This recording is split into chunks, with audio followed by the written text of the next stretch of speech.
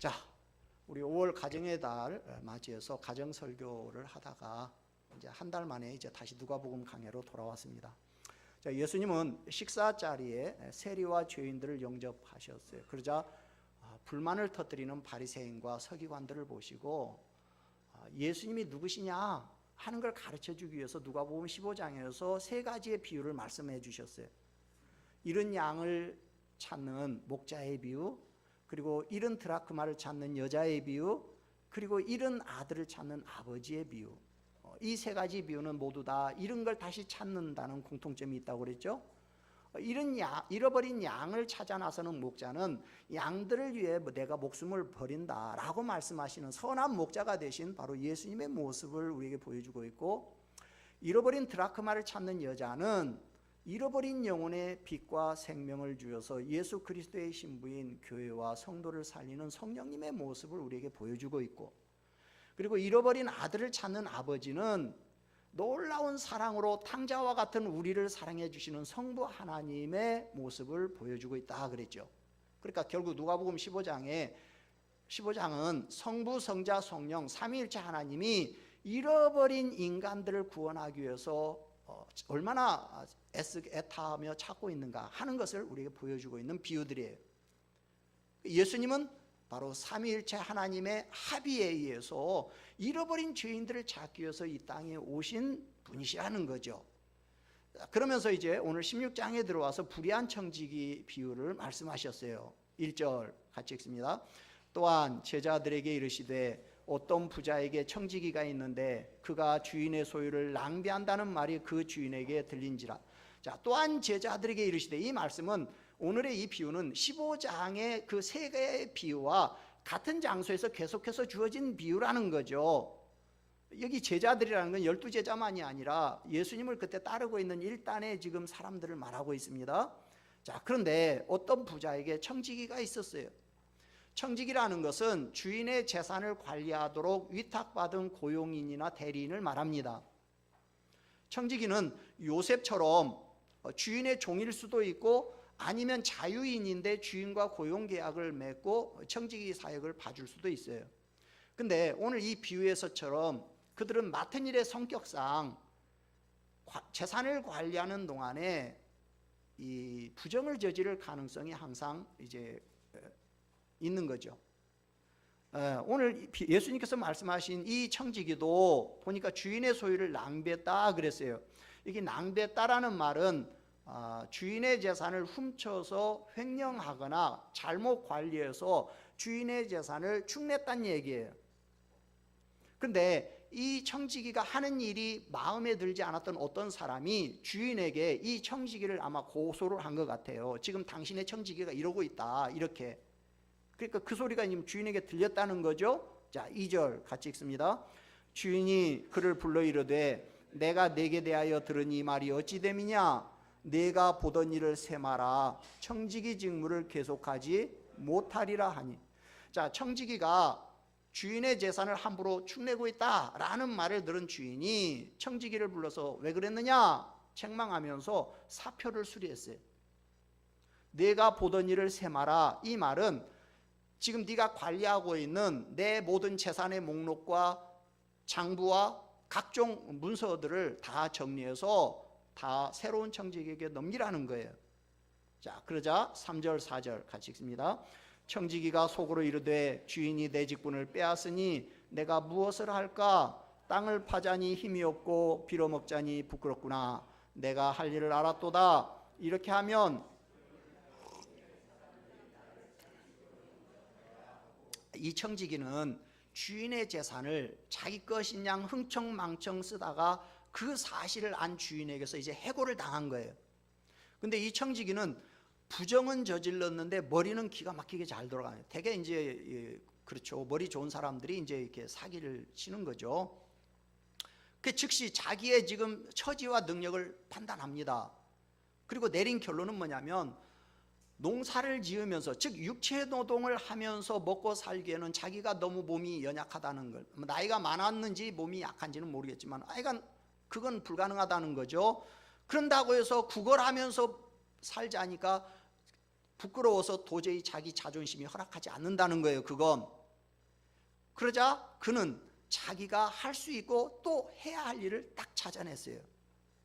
불의한 청지기는 자신의 상황을 정확히 판단하고 아직 자기에게 주인의 재산을 관리할 권한이 지금 남아있는 요때 그 이후에 생계대책을 세워요. 근데 그가 찾아낸 생계대책이란 게 뭐냐, 주인에게 빚진 사람들을 불러다가 그 빚을 탕감해주고 나중에 그 탕감시켜준 사람들이 자기를 도와주도록 하는 그런 방법이었어요. 자, 5, 6, 7절을 같이 읽습니다. 주인에게 빚진 자를 일일이 불러다가 먼저 온 자에게 이르되 네가 내 주인에게 얼마나 빚졌느냐 말하되 기름 100마리니다 이르되 여기 내 증서를 가지고 빨리 앉아 50이라 쓰라 하고 또 다른 이에게 이르되 너는 얼마나 빚졌느냐 이르되 밀 100석이니이다 이르되 여기 내 증서를 가지고 80이라 쓰라 하였는지라. 자, 청지기가 이제 장부 정리를 하면서 빚진 사람들을 하나하나 불러가지고 그 부채 증서를 변조를 시키는 거예요. 그래서 기름 100마리를 빚졌다 그러면 빨리 50마리라고 다시 고쳐서 증서를 변조하는 거죠. 그리고 뭐예요? 밀 100석을 빚졌다 80석이라고 고쳐 변조해요. 근데 여기 보니까 빚진 사람들이 굉장히 빚을 많이 졌다는 걸 알 수 있죠. 주인이 무지하게 부자였나 봐요. 기름 한 말이라는 건, 한 말은요 대략 23리터인데요 팔레스틴 지역에서 감람나무 한 그루의 평균 수확량이 올리브 열매로 하면요 한 120kg 나오는데 이걸 기름으로 짜면 한 25리터가 나와요. 그러니까 그냥 평균 잡아서 올리브 그러니까 나무 한 그루에서 기름 한 말 나온다, 그냥 이 정도 생각하면 돼요. 근데 한 말에 10데나리온 정도 해요.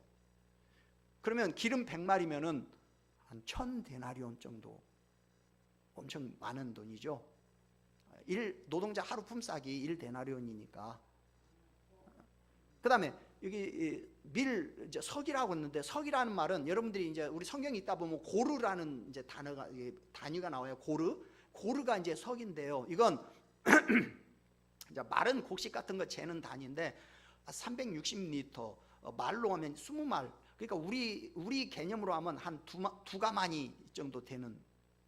근데 이게 이제 돈으로 환산하면 1고르의 표준 시세가 은화 25데나리온 정도 돼요. 그러면 밀 100석이다 그러면 2500데나리온 정도의 빚을 진 거죠. 근데 이제 보면 기름은 기름 100말은 50말로 딱 절반 탕감시켜 줬는데 밀은 100석인데 20석 탕감시켜 주거든요. 80석으로.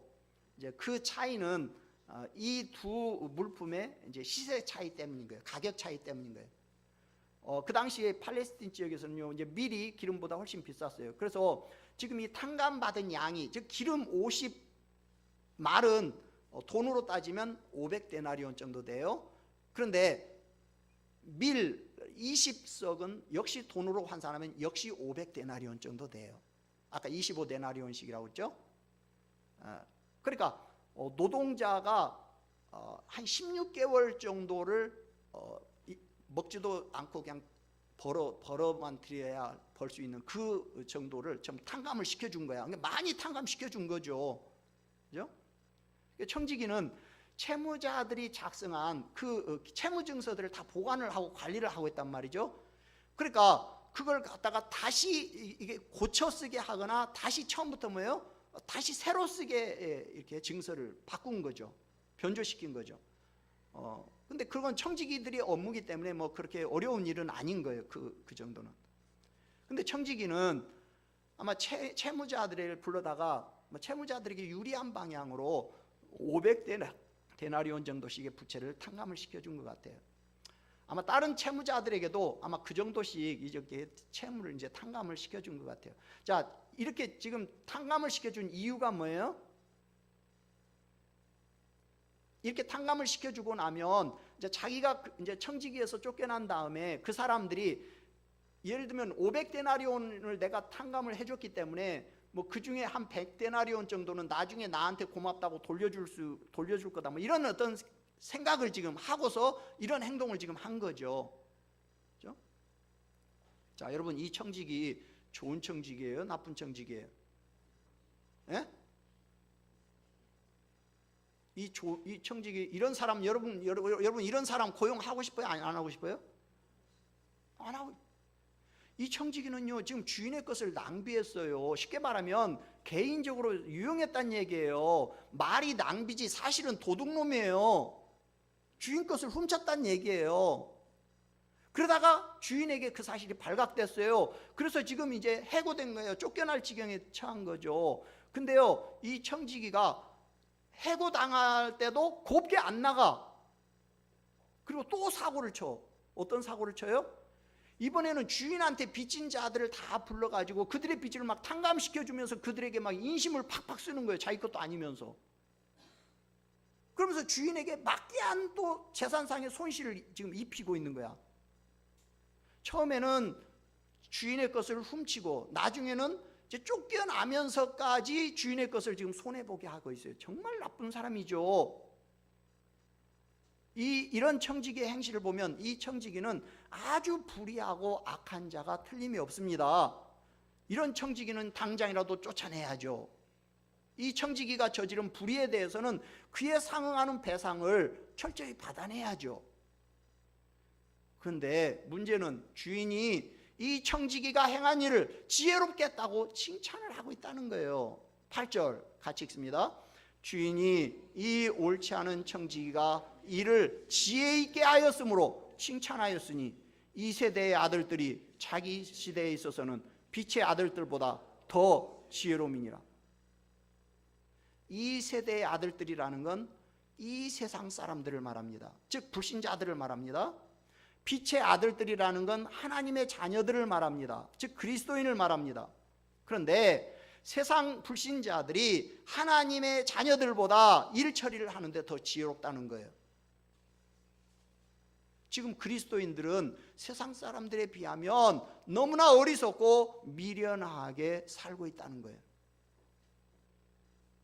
즉 세상 사람들은 자신들의 일 처리를 하는 데 있어서 오히려 하나님의 자녀들이 하나님의 일을 하는 것보다 더 지혜롭다는 거예요. 세상 사람들은 오늘 이 청지기 보지만 목적을 위해서라면 수단과 방법을 가리지 않아요. 근데 주인은 그런 청지기의 일 처리가 지혜 있다는 거야. 지금 불신자들의 그 부정직함과 그 사기치는 것을 칭찬하고 있는 거예요. 지금 여러분, 지금 이 청지기가 한 일이 칭찬받을 일입니까? 칭찬받을 일인가 없네. 대답 안 한다는 얘기는 여러분도 지금 동의한다는 거 아니에요? 여러분, 이 청지기 지금 칭찬받을 일입니까? 절대로 칭찬하면 안 되는 일이죠. 칭찬은커녕 벌을 내려야죠. 야단을 쳐야죠. 감옥에라도 가두어서 다시는 그런 못된 짓을 하지 못하도록 해야죠. 그래서 다른 청지기들에게 본을 보여줘야죠. 만약에 이런 자를 잘했다고 지혜롭다고 칭찬한다면 그럼 더 많은 청지기들이 앞으로 주인을 속이고 딴짓을 할 건데 주인들에게 다들 막심한 손해를 끼칠 텐데 지금 이런 사람을 칭찬한다는 얘기는 어떻게 보면 지금 범죄 행위를 부추기는 행위인 거예요. 오, 너 잘한다 계속해라. 절대로 가만두면 안 돼요. 근데 이 주인은 이 약한 청지기를 지혜롭게 잘 처리했다는 거야. 칭찬을 했어요. 그러니까 우리가 빛을 노리신 거예요. 도대체 이 주인은 왜 이 청지기를 지혜롭다고 그렇게 칭찬했을까요? 여러분, 지금 이단들이 이 본문을 사용하고 있어요. 이단들이 지금 이 본문을 써먹고 있다는 얘기는 무슨 얘기냐면 정상적인 그리스도인들이 이 본문의 내용을 모르고 있다는 얘기예요. 그러니까 이단들이 이 본문을 써먹고 있는 거예요. 주인은 왜 이 청지기를 지금 지혜롭다고 여기고 칭찬했어요? 이 말씀은 비유예요. 비유라는 건 뭐냐면 어떤 특별한 목적을 가지고 드러내기 위해서 예화처럼 사용하신 걸 말하는 거예요. 그러면 주님이 이 비유를 지금 말씀하시는 목적이 뭐냐? 오늘 본문 속에 답이 있어요. 자, 9절을 같이 읽습니다. 9절. 내가 너희에게 말하노니 불의의 제물로 친구를 사귀라. 그리하면 그 제물이 없어질 때에 그들이 너희를 영주할 처소로 영접하리라. 무슨 말이에요? 지금 이 청지기가 지혜롭다고 하신 이유가 이 말씀 속에 있거든요. 그는 비록 주인의 재물을 잘못 사용했지만 내일을 준비하는 지혜를 가진 것에 대해서 지금 주님이 칭찬을 하고 계시는 거예요. 주님이 이 비유를 하신 목적은 이 청지기가 비록 주인의 재물을 잘못 사용했지만 이 청지기는 내일을 준비하는 지혜로운 행동을 했기 때문에 칭찬을 하신 거예요. 이건 그리스도인들이, 즉 빛의 아들들이 지금 놓치고 있는 게 무엇인가를 지금 드러내주고 있는 거예요. 그 당시 그리스도인들은 세상과 재물에 빠져서 내일, 즉 내세에 임할 환난과 고통을 준비하지 못하고 있었어요. 지금 이걸 깨닫게 하시려는 거예요. 이것이 불의한 청지기를 통해서 지금 주님이 말씀하시려는 목적이에요. 불의의 재물로 친구를 사귀라. 여러분, 불의의 재물이라는 건 이게 도둑질한 부정직하게 얻은 재물로, 그런 뜻이 아니에요. 하늘의 보화와는 반대되는 의미로 세상의 재물을 지금 이렇게 말하고 있는 거예요. 그러니까 불신자들이 이 세상에서 장차 유익을 얻기 위해서 지혜롭게 지금 물질을 투자하듯이 신자들도 다른 세상에서 장차 유익을 얻기 위해서 재물을 이용하는 법을 좀 배우라는 거예요. 불의의 재물로, 즉 세상의 재물로 친구를 사귀라. 이 말은 재물을 가난한 이웃들에게 나누어 주는 것은 하늘의 보물을 쌓는 행위죠. 장차 신자들이 이 세상에서의 청지기 사명을 마치고 이 세상을 떠나 하늘나라에 갈 때에 그곳에서 살기에 부족함이 없는 미천과 같은 역할을 이것이 한다는 거예요. 재물이 선용되지 못하고 악용되게 되면 황금만능 풍조가 이제 만연하게 됩니다. 그러나 그런 세상의 재물일지라도 그것 가지고 친구를, 즉 가난한 이웃들을 사귀는 것이 그게 재물을 선용하는 거예요. 세상 재물을 선용하는 방법 중에 하나는 자신이 가진 재물을 가난한 자들에게 나누어 주고 그들의 진정한 친구와 이웃이 되어 주는 거예요. 그것이 보물을 하늘에 쌓는 방법이죠. 근데 이 의미를 조금 더 확대를 하면 여기 친구는 가난한 사람들만이 아니라 곧 하나님을 의미한다고 볼 수 있어요. 왜? 예수님께서 그러셨거든요. 가난한 자들과 불우한 자들에게 그들을 구제하는 것이, 그것이 곧 나한테 한 것이다. 예수님 그러셨거든요. 그러니까 세상 재물은 우리가 자신을 위해서 쌓아두면 안 돼요. 왜? 언젠가는 부요함이 사라지고 남은 것이 전혀 없을 때가 올 것이기 때문에. 재물이 없어질 때가 언제입니까? 부와 재물이 다 소용없게 되는 때, 바로 죽음의 때죠. 그때 이 세상에서 나에게 도움을 받은 가난한 이웃들이, 그리고 나아가서 주님이 우리를 영주할 처소, 여기 우리 성경에 영주할 처소라고 했는데요, 즉 성도들의 영원한 고향인 하나님의 나라로 우리를 인도하신다는 거예요. 물론 이것이 예수님께서 지금 구원의 방법론으로 이걸 제시하신 건 아니에요. 우리가 구원은 오직 예수님을 믿음으로 받아요. 그러나 하나님께서 우리를 영원한 처소로 들이실 때에 성도들이 진실한 마음으로 행한 선행은 귀하게 여기신다는 거예요. 결국 이 말씀의 의미는 재물을 잘 사용해서 가난한 자들에게 도움을 주면 이 세상에 종말이 오거나 아니면 죽음을 맞이하게 되어도 하나님이 그를 잊지 않고 영원한 하늘나라로 인도하실 거라는 거예요. 이 청지기는 비록 주인의 재물을 잘못 사용했어요. 그러나 그 당시에 그리스도인들이 놓치고 있는 바로 내일을 준비하고 있었던 거예요. 그래서 주님은 이 비유를 통해서 내일을 준비하는 지혜를 지금 가르치시려고 하는 거예요. 그러면 우리가 어떻게 해야 내일을 준비하는 자가 될 수 있느냐? 첫째로 지극히 작은 것에 충성하라는 거예요. 10절 같이 읽습니다. 지극히 작은 것에 충성된 자는 큰 것에도 충성되고 지극히 작은 것에 불의한 자는 자, 여기서 말하는 지극히 작은 건 뭐고 지극히 큰 건 또 뭐예요? 우리는 이 말씀을 주로 어디서 사용하죠? 나에게 맡겨진 작은 직분에 충성하면 하나님이 더 큰 직분을 나에게 맡겨주실 거다, 그런 뜻으로 사용하죠.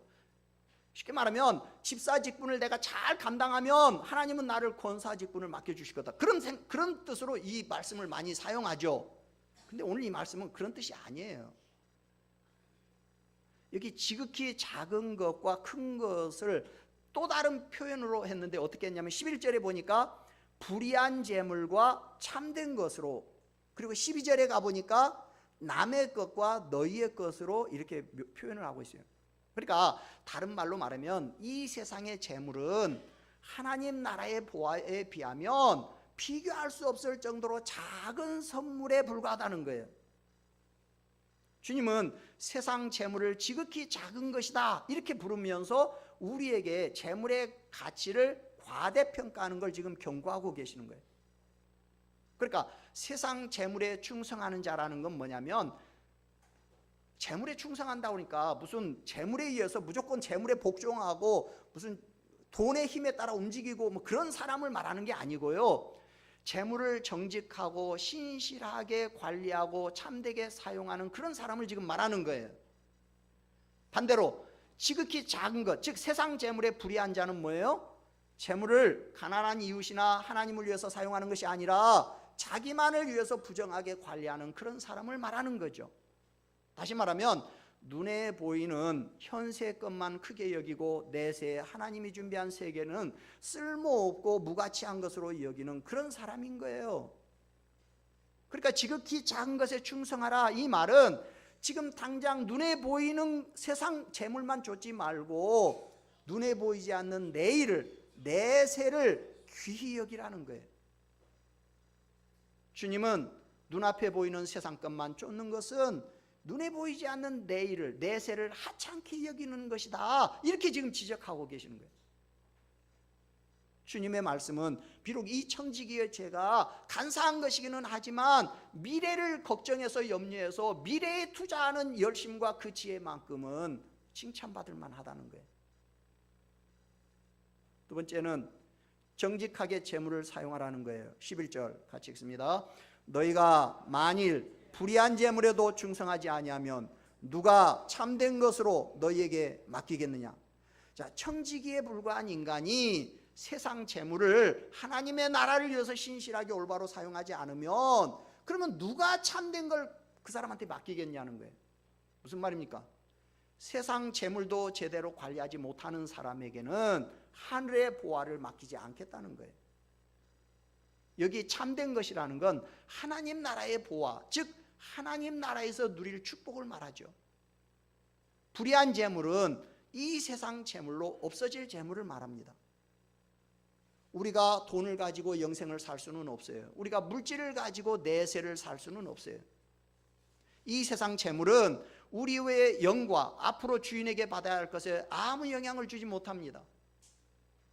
하지만 불의한 재물이라도 정직하고 올바르게 사용할 때 더 큰 복을, 즉 하늘의 보화를 주신다는 거예요. 세 번째, 이 세상 재물은 남의 것이고 우리가 받을 복은 따로 있다는 걸 알라는 거예요. 12절 같이 읽습니다. 너희가 만일 남의 것에 충성하지 아니하면 누가 너희의 것을 너희에게 주겠느냐. 무슨 말이에요? 여기 남의 것이라는 건 이 세상 재물을 말합니다.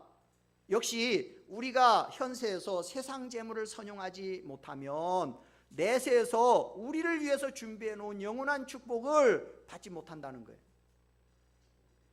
현재 내가 세상 재물에 충성하는 정도가, 즉 세상 재물을 어떻게 사용하는가가 그것이 내일을 또는 내세에 받을 복과 비례한다는 거예요. 여러분, 세상 재물은 우리 것이 아니라 남의 것이에요. 남의 것. 그러나 이 남의 것에 충성하지 못하는 사람, 무슨 말입니까? 세상 재물을 청지기로서 선용하고 관리하지 못하는 사람은 내 것을 받을 수가 없다는 거예요. 네 번째, 재물을 섬기는 자는 하나님을 섬길 수 없다는 걸 알라는 거예요. 자, 13절 같이 읽습니다.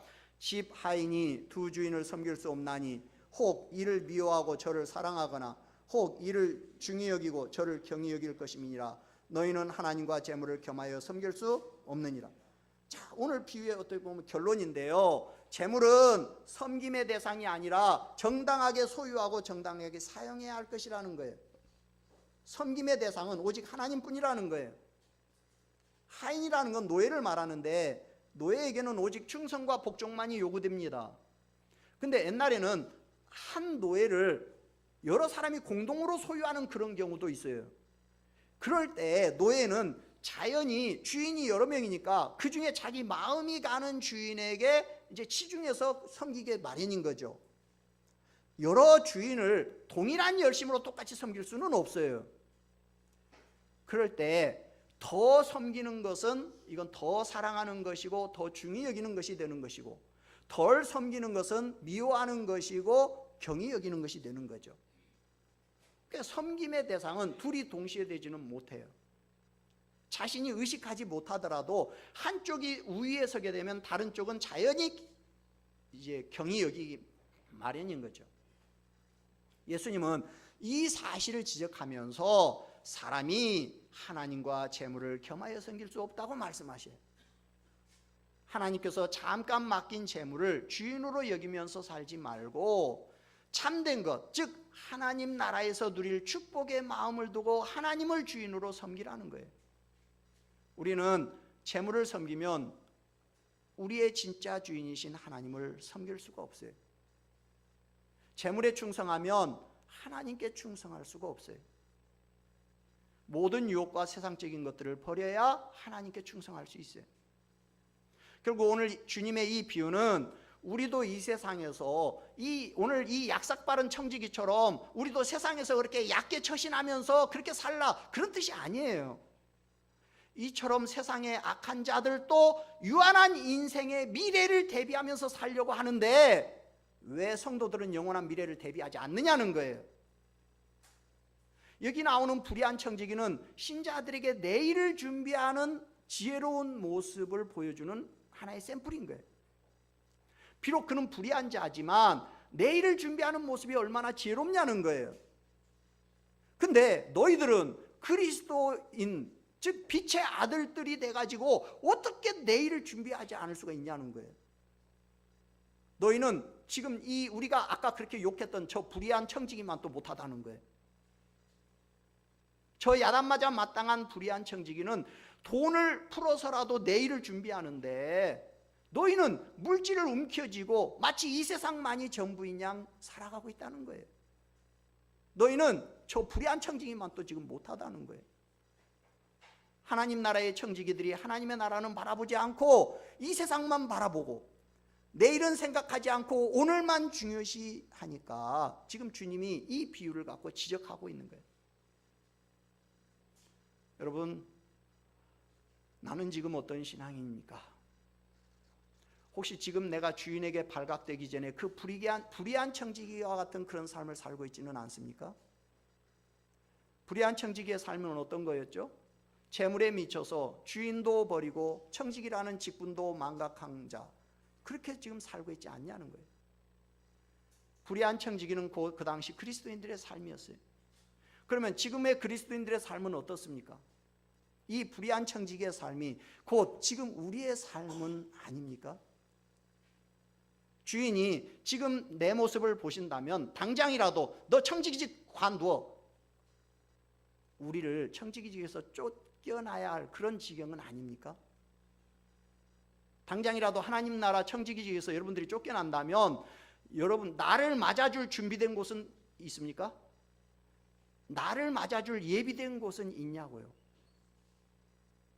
우리는 어딘가에 혹은 무엇에 미쳐버리면 다가올 미래, 닥쳐올 어려움에 대해서는 잊어버리는 경우가, 놓쳐버리는 경우가 많아요. 여러분은 지금 어떻게 살고 있습니까? 미래를 준비하면서 살고 있습니까? 여기서 미래라는 건 10년, 이 세상에서의 10년, 20년 후의 미래를 지금 말하는 것이 아니라 저 세상에서의 미래를 준비하고 있냐는 거예요. 우리는 모두 다 청지기입니다. 이 말은 우리 모두는 반드시 주인의 평가와 심판이 있다는 거예요. 반드시 주인의 심판을 받게 돼 있다는 거예요. 그때 내가 어떤 청지기였는지가 백일하에 드러나게 될 겁니다. 나와 내 주변의 모든 것들은 주인의 평가 대상이에요. 이 사실을 놓치고 마치 내가 주인인 것처럼 살거나 주인 행세를 하는 자는 반드시 주인으로부터 심판이 있어요. 여러분 냉정하게 한번 생각해 보시기 바랍니다. 이 세상에 진정한 내 것이 있습니까? 재물이 내 것입니까? 아니면 시간이 내 것입니까? 재능이 내 것입니까? 아니면 자식이 내 것입니까? 심지어 내 생명이 내 것입니까? 이 모든 것은 언제든지 주님이 달라시면 지금이라도 우리가 돌려드려야 할 것들 아닙니까? 어떻게 생각하면 정말 허망한 것이 인생이에요. 솔로몬이 깨달은 것이 바로 이거였어요. 그래서 그는 모든 것이 헛되다 그랬어요. 그러면서 그가 마지막 내린 결론이 뭐냐면 이 헛된 인생이지만 그래도 헛되지 않을 수 있는 길이 있다는 거예요. 그게 뭐냐? 일의 결국을 다 들었으니 하나님을 경외하고 그의 명령들을 지킬지어다. 이것이 모든 사람의 본분이니라. 하나님은 모든 행위와 모든 은밀한 일을 선악간에 심판하시리라. 결국 모든 것을 심판하실 하나님을 경외하면서 내일을 준비하는 삶을 살라는 거예요. 이 세상의 유한한 것들로 영원한 하나님의 나라를 대비 안 하는 거예요. 여러분, 내일을 준비하는 자가 지혜로운 청지기예요. 예수님은 그 당시 미래를 대비하는 마음이 없는 지금 바리새인과 서기관들을 향해서 내일을 대비하라고 이 비유를 지금 말씀하고 계세요. 오늘 우리는 내일을 대비하고 있습니까? 우리는 십자가에 죽으시고 부활하시고 승천하시고 지금 하나님 보좌 우편에 계시고 그래서 산자와 죽은 자를 심판하기 위해서 그분이 다시 재림하실 거라고 고백을 합니다. 그리고 주님이 재림하시면 우리의 몸이 다시 부활할 것이고 그리고 영원한 생을 살 걸 믿는다고 우리는 그렇게 신앙을 고백합니다. 그러나 그것은 입술의 고백이고 실제로 미래를 대비하는 삶을 살고 있냐는 거예요. 혹시 이 세상에서 천년 만년 살 것 같이 이 땅에서의 삶만을 목표로 하고 지금 살고 있지는 않습니까? 주인이신 예수님은 오늘을 사는 자를 주목하시는 것이 아니라 내일을 준비하면서 사는 자를 주목하셔요. 우리는 오늘만을 살면 안 되고 내일을 준비해야 합니다. 어떻게 해야 합니까? 첫째로 내가 지금 어떤 상태에 있는지를 분별할 수 있는 지혜를 가지십시오. 이 불의한 청지기와 같이 내가 지금 살고 있는 상태를 진단해야 해요. 지금 내 상태에 대해서 정확한 진단을 내려야 그래야 내일을 어떻게 준비할 것인지 처방이 나오는 거예요. 지금 내 상태를 정확히 알고 어떻게 내일을 준비할 것인가를 깨닫는 것, 이것이 지혜예요. 지혜는 내일을 준비하는 거예요. 둘째로 재물에 대한 유혹을 버리십시오. 이것이 가장 큰 문제죠. 재물에 대한 유혹은 우리의 내일을 망가뜨리는 무서운 사탄의 도구예요. 사탄은 재물을 통해서 우리를 오늘에다 묶어두려고 합니다. 사탄은 재물에 미친 나를 예수님에게서 떼어놓으려고 합니다. 그래서 재물의 유혹을, 재물의 욕심을 버려야 해요. 바울은 뭐라고 합니까? 그러므로 땅에 있는 지체를 죽이라. 탐심은 우상 숭배니라. 이것들로 말미암아 하나님의 진노가 임한다 그랬어요. 재물에 대한 탐심은 우상 숭배라고 그랬어요. 우리는 우리 중에 누군가가 만약에 우상 앞에 절하는 그런 모습을 본다면 아마 손가락질하고 욕하고 난리가 날 겁니다. 목사가 절에 가서 문화재를 관람하는 것도 용납하기 쉽지 않은 것이 사실 우리의 모습이에요. 그러나 재물에 대한 탐심 앞에서는 모두가 눈을 감고 있어요. 지금 하나님의 것을 훔치고 있으면서도 아무렇지도 않다면 그 청지기는 조만간 주인에게 야단맞고 쫓겨날 겁니다. 세 번째, 재물에 충성하지 말고 하나님께 충성하십시오. 우리가 섬길 주인은 하나님이지 재물이 아니에요. 우리는 하나님의 종이 돼야지 재물의 종이 되면 안 됩니다. 왜? 사탄이가 이 세상 재물을 가지고 사람들을 조종하고 굴복시키려고 하기 때문에. 사탄이는 심지어 나한테 절하면 세상 만국에 영광을 주겠다고 예수님까지도 제물로 굴복시키려고 했어요. 결국 제물의 종이 되면 그것은 바로 사탄의 종이 되는 거예요. 제가 볼 때 그리스도인들이 가장 많이 받는 유혹이 하나님과 제물을 겸하여 섬기는 거예요. 오늘 주님은 너희는 하나님과 제물을 겸하여 섬길 수 없다 분명히 말씀하셔요. 두 주인을 섬길 수 없다고 분명히 선언하셨어요. 근데 우리는 그래도 나는 두 주인을 섬길 수 있다고 말하고 싶어요. 제물도 섬기면서 하나님도 섭섭치 않게 섬길 수 있다라고 생각을 해요. 염려하지 마시고 저한테 한번 제물을 좀 줘보시라니까요, 이렇게 말하고 싶어요. 그러나 이런 생각 자체가 사탄이 준 생각이라는 사실을 잊으면 안 돼요. 하나님은 우리를 만드신 분이에요. 우리를 창조하신 분이에요.